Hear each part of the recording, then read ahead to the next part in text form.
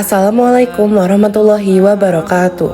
In this video, we will be discussing the development of Islamic law during the era of Imam Malik, a key figure in early Islamic scholarship and the founder of the Maliki school of thought. This period was a crucial stage in the history of Islamic jurisprudence, as scholars began to systematically compile hadith and establish clear methods for deriving legal rulings. During this time, Islamic law evolved from being primarily based on transmitted knowledge into a more structured and organized discipline.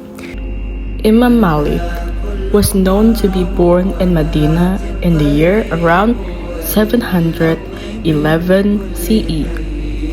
He lived during the period of the Tabi'in, a time when Islamic knowledge was being preserved and developed after the generation of the Prophet's companion. Medina, the place where he has lived, was very important because it was the city of the Prophet Muhammad ﷺ. Many traditions and practices of Islam were still strongly preserved in Medina. One of Imam Malik's greatest contributions to Islamic law was his famous book, Al-Muwatta. This book is considered one of the earliest and most important compilations of hadith as well as legal opinions. It contains not only sayings of the Prophet Muhammad, but also the practices of his companions and early scholars in Medina. What made Imam Malik's approach unique was that he didn't rely solely on written hadith. He also gave strong importance to the practice of the people of Medina, also known as Amal Ahla al-Madina. He believed that since Medina was the city where the Prophet lived and taught, the way its people practiced Islam was a direct reflection of authentic teachings passed down through generations.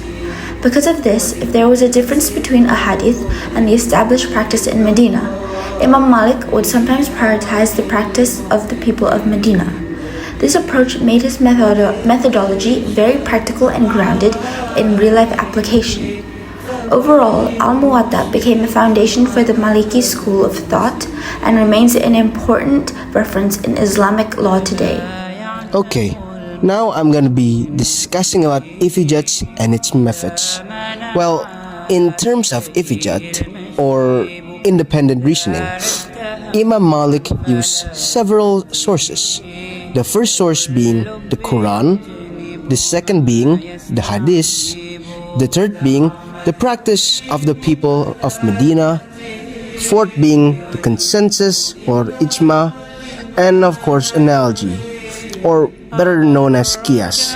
This method showed a balance between tradition and reasoning, making his school of thought both practical and deeply rooted in authentic sources.